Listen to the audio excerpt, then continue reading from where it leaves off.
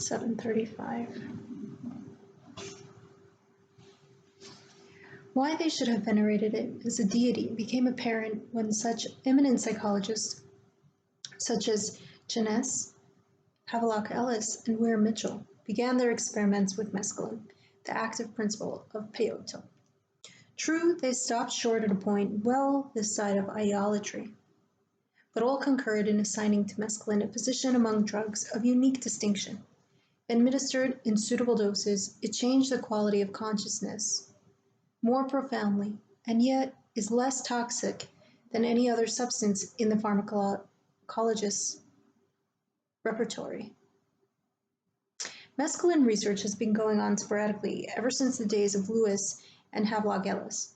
Chemists have not merely isolated the alkaloid, they have learned how to synthesize it, so that the supply no longer depends on the sparse and intermittent crop of a desert cactus.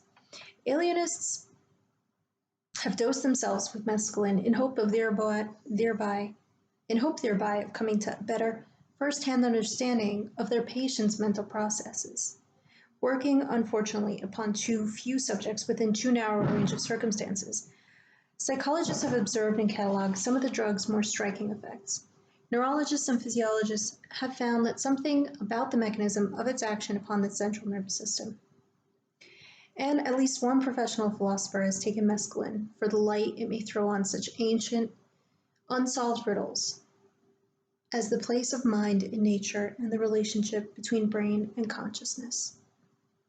Their matters rested until 2 or 3 years ago. Let's see when the book is written. 1954, 1956. We're looking at the 1960s. A new and perhaps highly significant fact was observed. Actually, and there's a number of papers cited. Actually, the fact that had been staring everyone in the face for several decades, but nobody, as it happened, had noticed it until a young English psychiatrist, at present working in Canada, was struck by the close similarity in chemical composition between mescaline and adrenaline. Further research revealed that lysergic acid, an extremely potent hallucinogen derived from ergot, has a structural biochemical relationship to the others.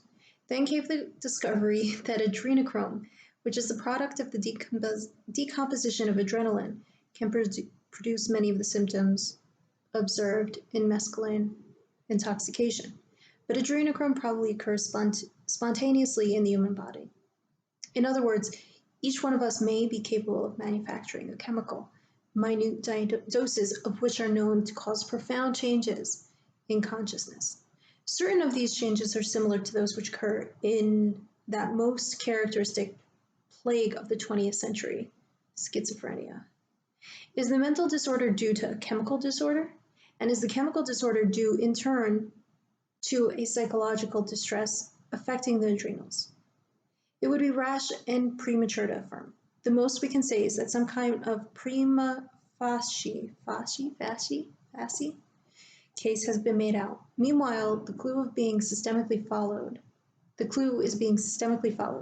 sleuths, biochemists, psychiatrists, psychologists are on the trail. No, they're not. No. By a series of, for me, extremely fortunate circumstances I found myself in the spring of 1956, squarely athwart that trail. One of the sleuths had come on business to California.